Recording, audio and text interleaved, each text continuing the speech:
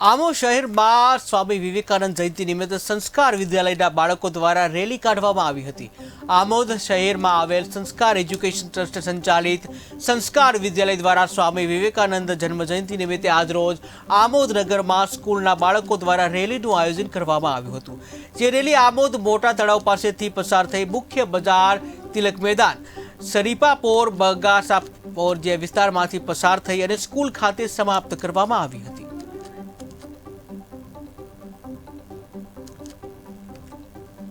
જન્મજયંતિ હોવાથી સંસ્કાર વિદ્યાલય સ્કૂલ તરફથી આ આયોજન વિદ્યાર્થીઓ દ્વારા કરાયેલું છે અને અમારી રેલી જે છે તે અમારી સ્કૂલ સંસ્કાર વિદ્યાલયથી શરીફાપોર, બગાસિયા ચોરાથી લઈને મેઇન બજારથી લઈને ફરી પાછા અમે સ્કૂલે ફરીશું।